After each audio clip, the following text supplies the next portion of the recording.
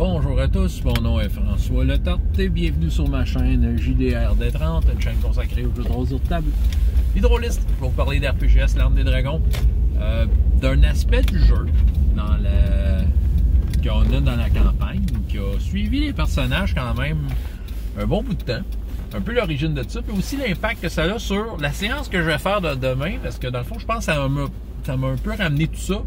Parce que demain, je vais joindre l'utile et l'agréable. Je peux commencer par ça, juste vous dire techniquement ce qui se passe. Il manque un joueur, JP. Fait que sur le coup, je pose la question, gars, voulez-vous faire autre chose finalement? C'est ça. Je fais juste lancer des idées de même, mais maintenant, il me vient un flash. Il dit, pourquoi pas rentrer dans la tête de Xivy pour une séance et de faire une game là? Donc, là, je vais faire un détour de malade pour vous expliquer pourquoi tout ça. Je vais vous parler des 4 frères elfes, qui est un aspect weird que j'ai pitché dans la campagne. J'aime ça, moi, de mettre des aspects weird que même moi, je suis pas capable d'expliquer, puis de les faire jouer tel quel. Mais en fait, oui, j'avais la misère de les expliquer, mais en même temps, c'était un outil pour moi de meneur de jeu dans l'histoire, puis qui servait l'histoire aussi, là, qui servait un peu le côté weird de la patente. Je sais que j'ai déjà dit que la High Fantasy, je tripais pas à fond, mais bon, j'ai pitché cet élément-là de High Fantasy quand même dans les premières séances, puis ça a quand même maintenu un peu sa place. Ouais. OK, les 4 frères elfes, ça vient d'où premièrement? La première fois qu'ils ont apparu, en fait, c'était pas dans l'Arme des Dragons, c'était dans une des séances uniques, celle en lien avec le royaume samakien, une espèce d'île habitée par des poissons géants, des poissons humanoïdes. Ils ont eu des samakiens à dans la campagne. Puis, c'est ça. Ils sont nés où? C'est que, voulant utiliser le royaume et, un peu ce qu'il offrait dans le livre RPGS, à un moment donné, j'ai décidé, à ce moment-là, il va y avoir un random encounter sur la table qu'il offrait pour ce royaume-là. Puis, je suis tombé sur un résultat genre des pèlerins elfes, je pense. Puis, probablement que le nombre était sorti, genre 4 pèlerins elfes. OK, cool. Fait que 4 pèlerins elfes sont là. C'est sûr que le parti Random Encounter, rencontre aléatoire, il y a la partie aléatoire et surprise. De quelle façon tu vas interpréter ça? De quelle façon tu vas amener ça? Puis qu'est-ce qu'ils font là sur une île comme bizarre, désolée, tu sais, c'est comme une île volcanique, tu sais. Puis 4 frères elfes qui sont là. Ben moi, quand je les ai interprétés comme 4 têtes folles qui semblaient se moquer de tout, qui commentaient tout ce qu'ils voyaient, puis qui voyaient les gens de haut, puis que c'est ça. Fait qu'à travers leur discours incohérent, j'avais essayé d'amener des indices aux personnages qui étaient en jeu. C'est ça. Fait que, puis à un moment donné, ils ont disparu en riant des personnages, en disant « Haha, pas sûr que vous allez l'avoir, tout ça. » Puis par après, cette rencontre-là, il y a une potion qui est tombée du ciel, puis c'est une potion qui a servi dans la campagne. Je pense que c'est une potion d'invisibilité, on a fait le même. Fait que, tu sais, ça restait de même, parce que c'était une séance unique, c'était une affaire sans lendemain, puis voilà, c'est ça. Quand j'ai monté la campagne RPGS, l'Arme des Dragons, j'ai pris le temps de réécouter toutes les séances uniques que j'avais faites. Ben, je m'étais dit, moi, je veux que RPGS, ça soit un monde vivant, puis qu'on embarque dedans comme étant un monde vivant. Ça veut dire que des événements, des séances uniques, on pourrait dire que c'est des événements qui ont certains, qui en valent la peine. C'est majeur, c'est comme une grosse aventure, un film. Fait que, tu sais, c'était pas toutes des affaires qui restaient nécessairement dans l'anonymat. C'était des affaires qui, des fois, avaient des conséquences énormes. C'est ça, fait que, tu sais, pourquoi pas mettre ça en jeu?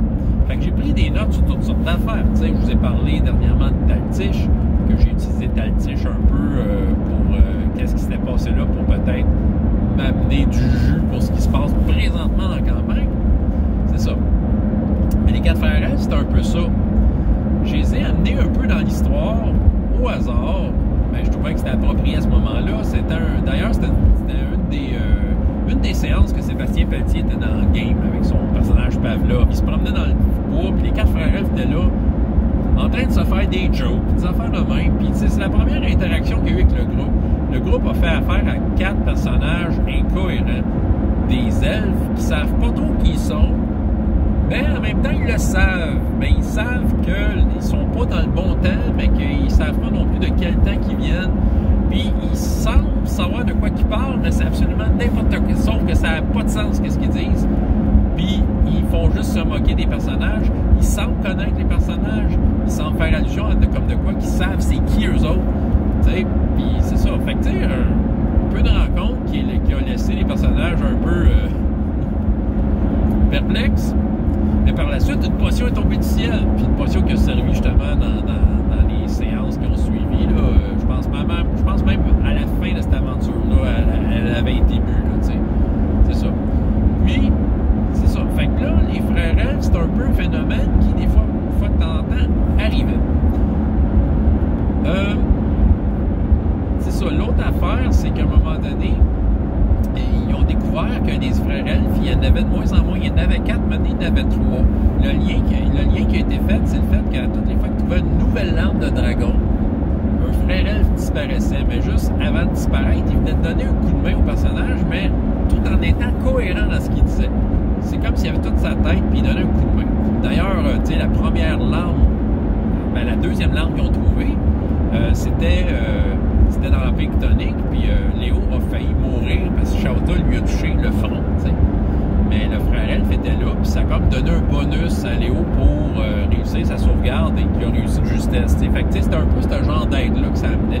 Puis après ça, il disparaissait. Puis après ça, les frères elfes revenaient en moindre nombre, mais ne se rappelant pas qu'ils ont déjà été plus, tu sais. C'est-à-dire, quand ils ont vu la première fois qu'ils étaient rien que 3, ben, les frères disaient non, on a toujours été 3, on a jamais été 4, puis c'est quoi cette histoire-là, puis c'est ça. Donc, encore une fois, c'était un peu dans l'incohérence du discours et tout ça. Les frères elfes sortaient à toutes sortes de moments, entre autres, quand les lampes étaient utilisées, ben, les frères elfes pouvaient se pointer. Tu sais, c'était pas nécessairement systématique, mais ça avait une tendance à attirer les frères elfes. Si les personnages, mettons, les joueurs, essaient de se rappeler des moments où ils étaient plus tranquilles avec les larmes, les frères elfes non plus venaient pas les voir souvent. En fait, ils venaient à peu près jamais les voir. Mais quand les larmes étaient utilisées soudainement, c'est comme si ça les attirait. T'sais. Ils ont su, les personnages, les joueurs, en fait, ils ont su qu'ils n'ont pas toujours été jusqu'à, ils ont été 5. Il y a 5 lampes de dragon, mais ils ont commencé déjà qu'une lampe en main, en quelque sorte, des personnages. Mais c'était qui le 5e? C'était une sœur elfe qui était avec eux autres. Donc, ils étaient 5 frères et sœurs liés là-dedans. Et ils ont su que c'était les frères et sœurs de la mère du Grand Souffle. Ce qu'ils ont su, ils ont su l'information de la mère du Grand Souffle pour un moment où ils ont pu avoir accès à elle. Ils ont su aussi des frères elfes qui ont un peu raconté des affaires. Et dernièrement, dernière game, ils ont eu une conversation plus sérieuse avec un dragon qui leur a révélé certaines affaires. Les frères elfes, en fait, ça commence par la mère du Grand Souffle voulant sauver RPGS. Ça, c'est ce qui est rapporté. Voulant sauver RPGS, a voulu faire un énorme rituel pour intercepter des rochers du mal venant du ciel, des genres de météorites finalement qui étaient pour détruire le monde. Fait que pour essayer d'intercepter les météorites, elle a fait un grand rituel, elle a créé les larmes. À partir de ses frères et sœurs elfes, elle leur a demandé un sacrifice. Puis elle leur a demandé: je sacrifie ton corps ou ton esprit pour pouvoir faire les larmes. La sœur a décidé de sacrifier son esprit. Mais les frères ont dit non, on veut que notre esprit soit intact, donc ils ont demandé de sacrifier leur corps. Et ce sacrifice-là a formé les larmes des dragons. Et qu'est-ce qui fait que c'est une larme des dragons? C'est que ça a été porté par des dragons qui, en volant, ont intercepté les fameux météorites et qui ont comme prévenu la destruction du monde, d'une certaine façon. C'est ça qui est rapporté. OK? Fait que là, qu'est-ce qui arrive? C'est que les frères elfes, c'était comme juste leur esprit qui défiait le temps, vivait sur une autre dimension, sur un autre fil, un autre plan, si on veut, et qui apparaissait, qui disparaissait, et qui était un peu prisonnier d'un cycle dans lequel ils vivaient éternellement, mais en même temps, il n'y avait pas de temps dans leur temps. C'était vraiment bizarre. C'est ça qui faisait que c'était incohérent de parler avec eux autres. En même temps, à mesure que les larmes se trouvaient, même si c'était incohérent, ça devenait un peu moins en moins. Moins qu'il y avait de frères, plus que le discours se tenait. Pour ce qui est de la sœur, ils l'ont, entre guillemets, rencontré, parce qu'à un moment donné, le mystère de la sœur est sorti. Puis, j'ai un peu dans le raconté contextuellement. Ils l'ont pas joué, mais contextuellement, ils ont rencontré dans leur passé avant la première game, quand ils étaient garde de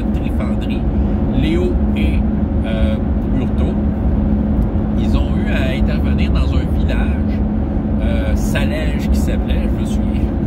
C'est ça, information quelconque. Fait que là, c'est ça. Puis pour intervenir auprès d'une voleuse de pommes, une affaire de main qui foutait le trouble, c'était une elfe très vieille, qui avait des tatous d'en face, tu sais, mais qui était complètement pas là. Ben, c'était elle, sauf qu'à l'époque, ils savaient pas, ils pensaient juste que c'était une vieille folle sénile, mais en fait, c'était juste le corps de la sœur elfe qui était dévoué, qui était vidé de son esprit. Parce que son esprit a servi à former la première langue.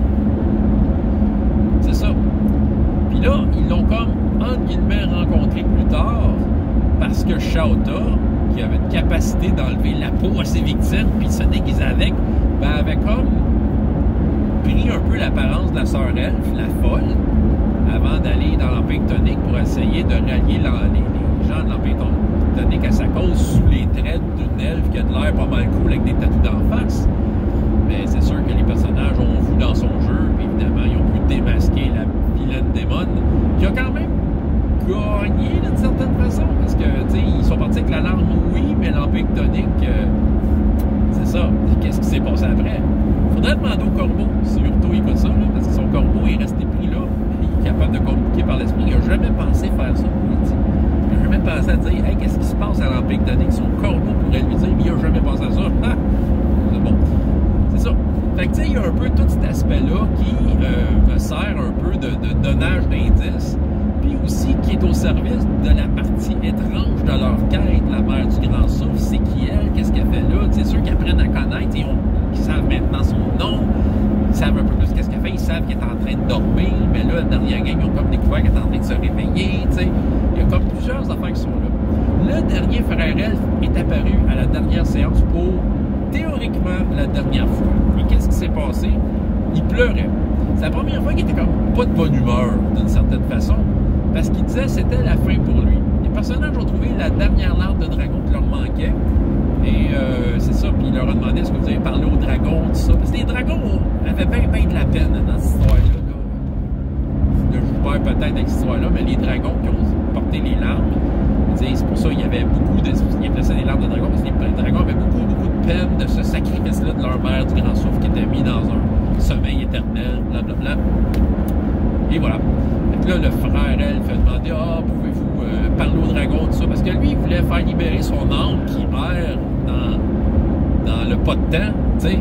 Puis c'est ça, puis tu sais, il disait qu'il regrettait son sacrifice, mais en même temps, il fallait qu'il le fasse, parce que la mère du grand souffle avait besoin de sauver le monde.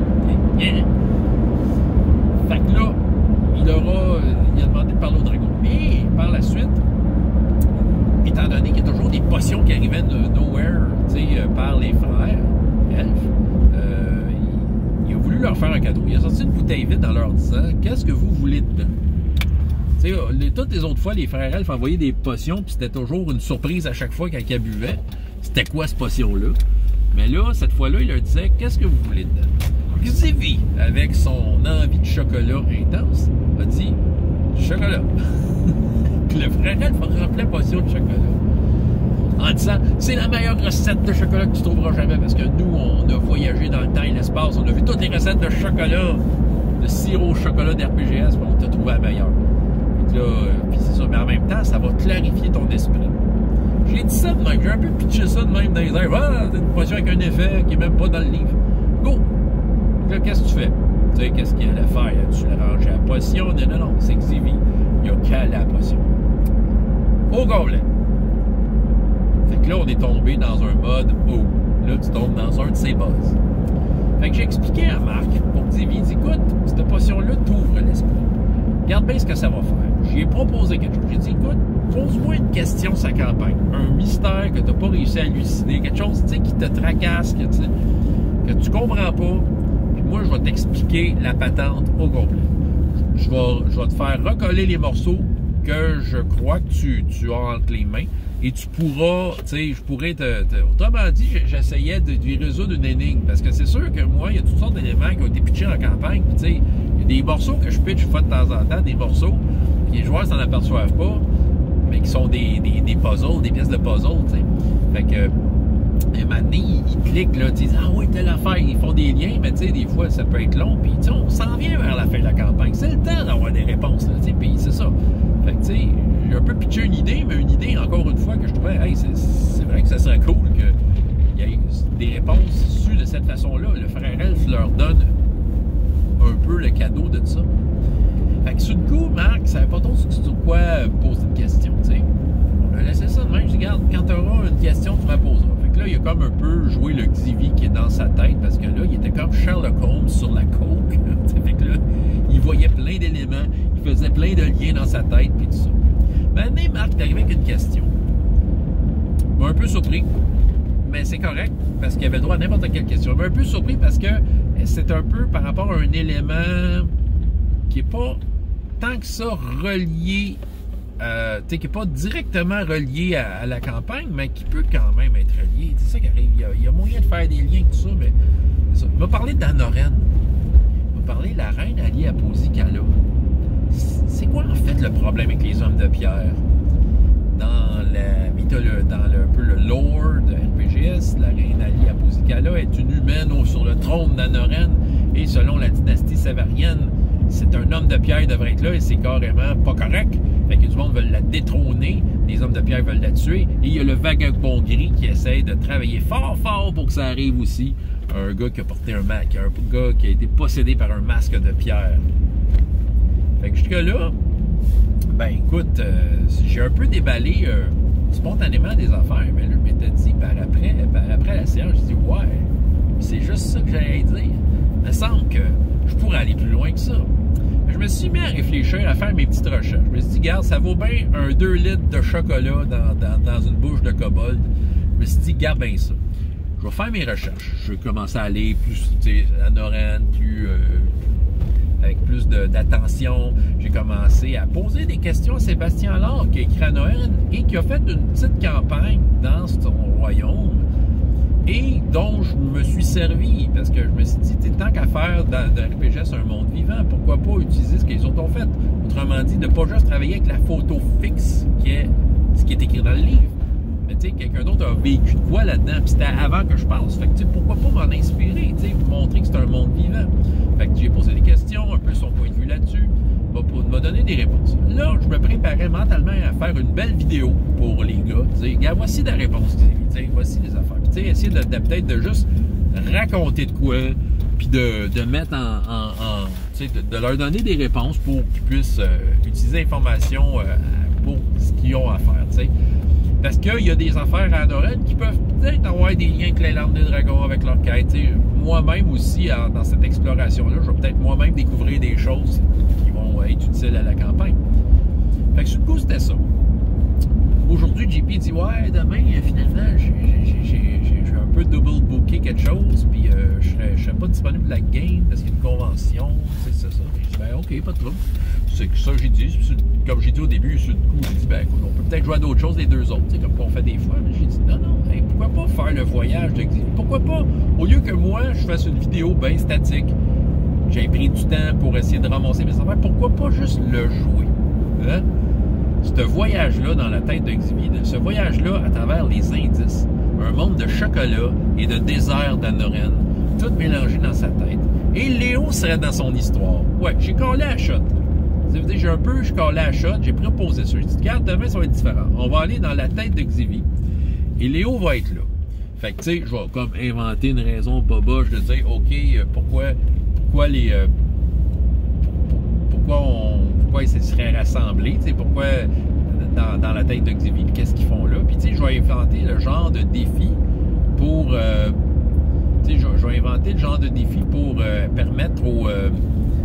tu sais, permettre à cette aventure-là qu'elle vale la peine, que ce soit un défi le fun, un défi qui en vale la peine, le détour, tu sais.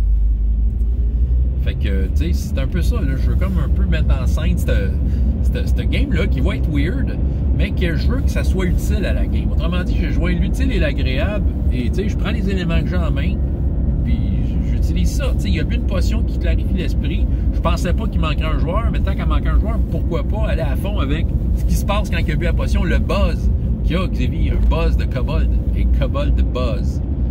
Puis à partir de là, voir c'est quoi les réponses qui vont, avec quelles réponses ils vont sortir demain. C'est ça.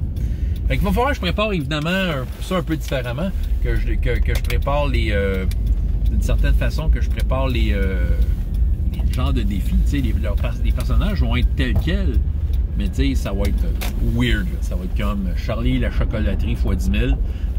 Fait que, voilà, c'est ça que j'avais à vous raconter. Les 4 frères elfes, un peu ce que ça amène. L'aspect weird, puis soudainement, ça m'est utile là, de continuer dans... Tant qu'à être dans le bizarre, la haute fantaisie bizarre, pourquoi pas y aller à fond avec quelque chose qui est arrivé la semaine passée et puis qui va me servir cette semaine. Fait que demain, l'Arme des Dragons 56, on va être dans la tête de Xavier. Fait que j'ai hâte de voir. Moi-même, j'ai hâte de voir, c'est ça. Autrement dit, j'ai comme hâte à la game de demain. Je me dis, mais Caroline, qu'est-ce qui va se passer? Qu'est-ce qui va se passer? Puis, tu sais, c'est ça. Je vais penser à des genres d'interrupteurs à mettre dans le game pour, pour donner des choix de comment faire progresser les choses de leur côté. Mais j'ai une séance à donner. Puis la séance, quand on finit la séance, c'est parce que le buzz va être fini, le chocolat va avoir fini de faire son effet. Là. Fait que, et ça va nous mener à la séance la semaine d'après où est-ce qu'ils sont présentement dans la merde. Fait que, ouais, techniquement, j'ai fait un cliffhanger dans un moment très intense. Donc, ça va être quelque chose. C'est ça que j'avais à vous raconter. François Letard, JDR des 30. Et jusqu'à la prochaine fois, il y a autant de plaisir dans la vie que dans les jeux. Au revoir.